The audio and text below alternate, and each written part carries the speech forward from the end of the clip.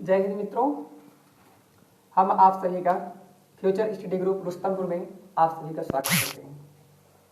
IM इतिहास की, जैसा कि आप जानते हैं, कल एक श्रृंखला शुरू हुई थी मराठा साम्राज्य का उद्भव अर्थात शिवाजी। शिवाजी के संबंध में कुछ जानकारी, रोचक तथ्यों को हम जानते हुए आगे बढ़ते हैं। कल सीखा था शिवाजी में एक नाम था अफजल खां। अफजल खां को समाप्त कर दिया था, अर्थात इसको मार दिया था। मारने के बाद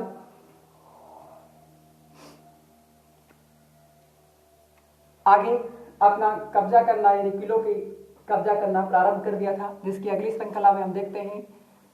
जब इसको मार देते हैं तो पूरी मुगल सल्तनत में और बीजापुर में मातम छा जाता है, जिससे औरंगजेब एक बार पुनः कोशिश करता है और शाइस्ता खां को शिवाजी को बंदी बनाने या मारने के लिए भेजता है। ठीक है, ये शाइस्ता खां अपनी मुगलिया सेना लेकर के औरंगजेब के कहने पर बीजापुर की ओर कूच करता है। और बीजापुर का एक क्षेत्र है पूना, जो कभी औरंगजेब के अधिकार क्षेत्र में हुआ करता था, उसमें विश्राम करता है, अर्थात शाम हो जाती है तो विश्राम करता है। विश्राम के लिए अपने सैनिकों के साथ रुक जाता है, जिसमें शिवाजी की मुख्य विशेषता है कि ये कभी भी मरेंगे या तो मारेंगे इस पर विश्वास नहीं करते, बल्कि इस पर ये विश्वास करते थे कि हमें जिंदा रहना है कैसे भी।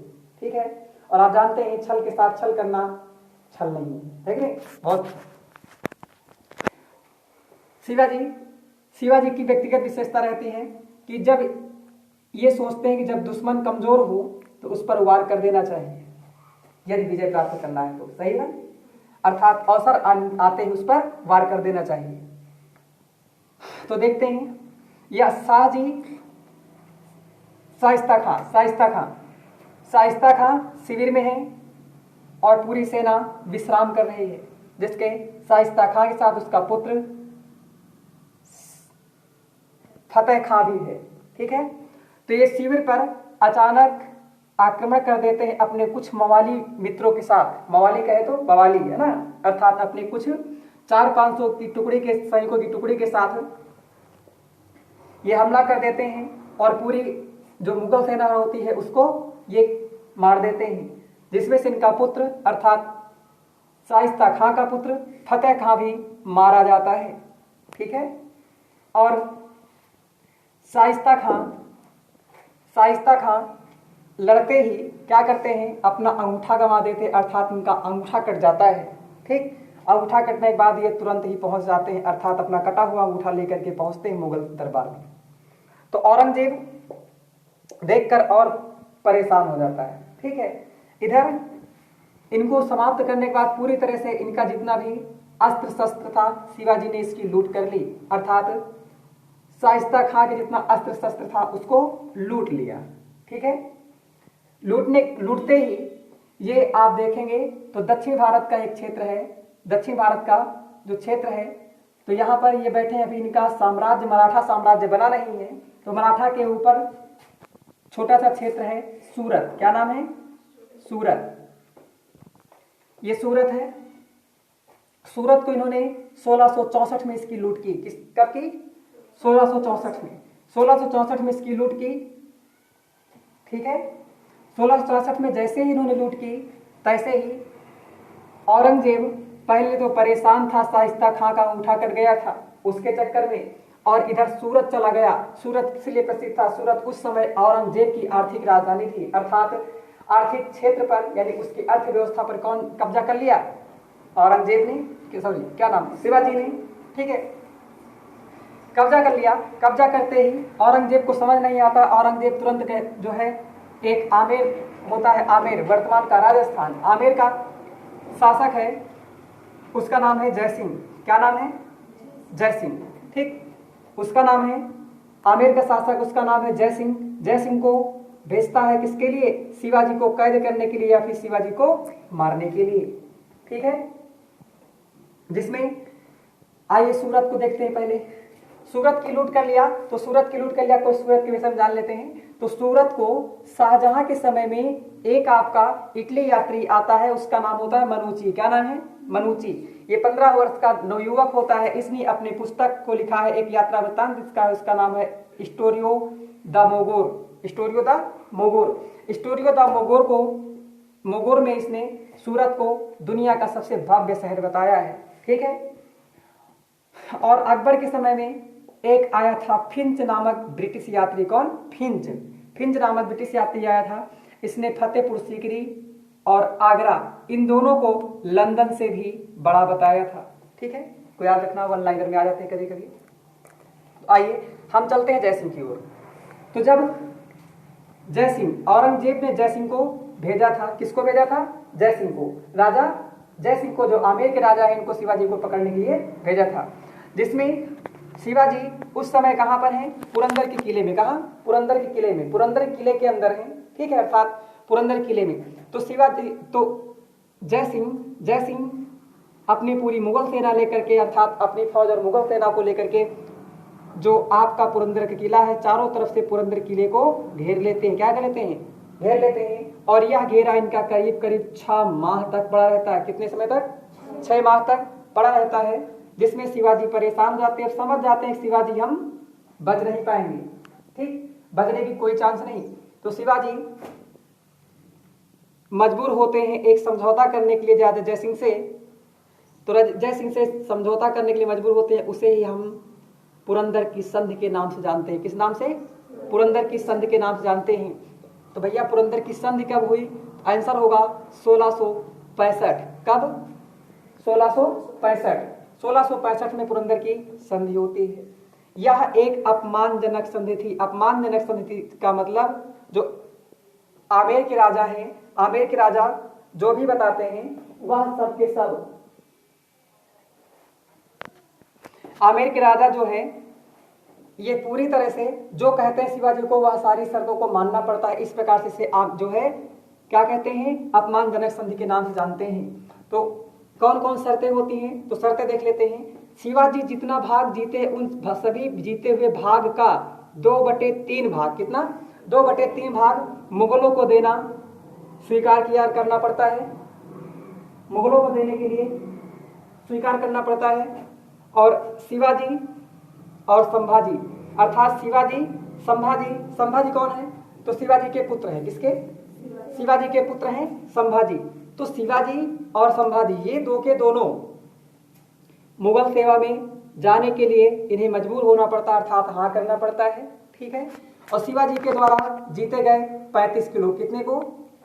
35 किलो को जीते गए। सभी 35 किलो में से 23 किले मुगलों को देने के लिए स्वीकार करना पड़ता है। कितने किले? 23। और 12 किले ऐसे होते हैं जो इनके अंडर में, अर्थात शिवाजी के अंडर में रहते हैं। उन 23 किलो में से जो इनकम थी वो 4 लाख हूण थी। कितनी? 4 लाख हूण।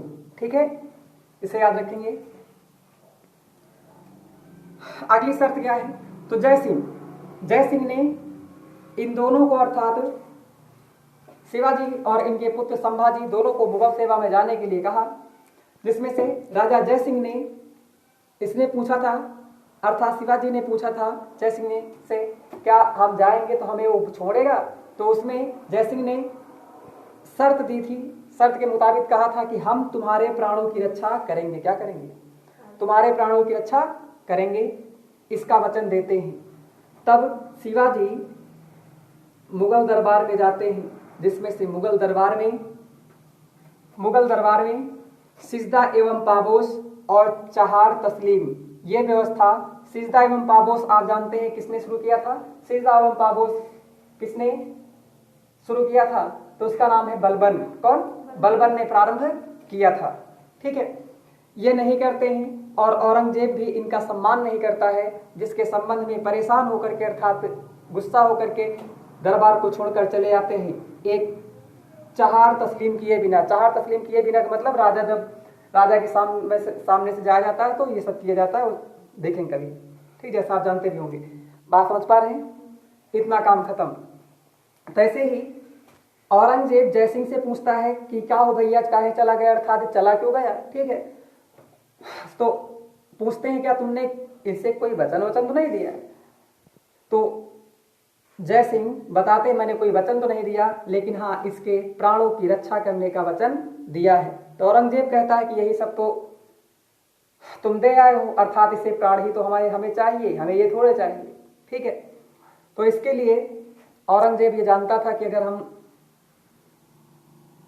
जय सिंह की बात को नहीं मानेंगे, अर्थात जय सिंह की बात को टालेंगे, तो पूरा राजपूताना घराना हमसे क्या हो जाएगा, विद्रोह कर देगा। ठीक है, इसलिए कुछ नहीं।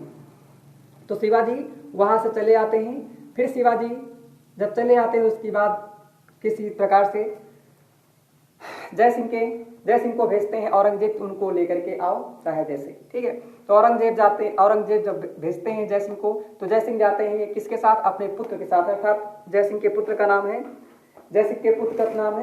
राम सिंह। क्या नाम है? राम सिंह को लेकर के जाते हैं। और राम सिंह के नेतृत्व में शिवाजी और उनका पुत्र संभाजी, ये दो के दोनों मुगल दरबार में जाते हैं। जैसे मुगल दरबार में जाते हैं तैसे ही औरंगजेब इनको कैद कर लेता है, संभाजी और शिवाजी दोनों को कैद कर लेता है। ठीक है, जब कैद करता है तो शिवाजी के साथ क्या क्या था? शिवाजी के साथ संभाजी थे, अर्थात उनके पुत्र।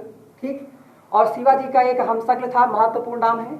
शिवाजी का हमशक्ल था, उसका नाम क्या था? उसका नाम है हीरोजी फर्जंद। क्या नाम है? हीरोजी फर्जंद। और उनके साथ एक सोने की उसकी हीरे की अंगूठी थी। किसकी? हीरे की। हीरोजी फर्जंद और शिवाजी में बस इतना ही अंतर था कि शिवाजी एक राजा थे और ये हीरे की अंगूठी पहनते थे। ठीक है, जब इनको कैद कर लिया गया तो उसी समय शिवाजी को फेंक दिया जाता है जेल में। शिवाजी, फर्जंद और इनका पुत्र, उनका नाम है संभाजी। ठीक है, इनको फेंक दिया जाता है जेल में। जेल में जाते ही ये एक कहानी अर्थात निकलने का बहाना ढूंढ लेते हैं। क्या ढूंढते हैं? निकलने का बहाना। और बहाना कैसा? बीमारी का बहाना बनाते हैं। किसका? बीमारी का बहाना बनाते हैं।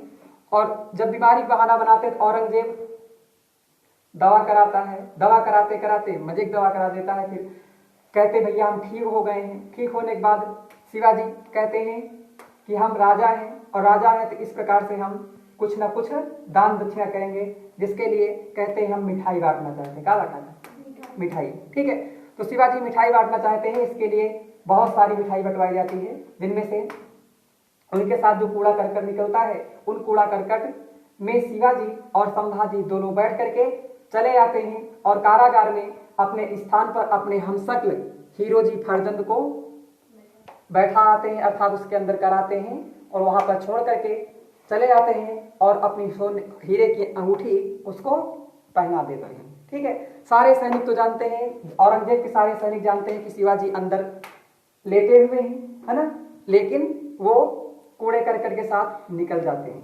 ठीक है, बहाना कर करके। कौन? शिवाजी और उनका पुत्र संभाजी, ये दोनों निकल जाते हैं।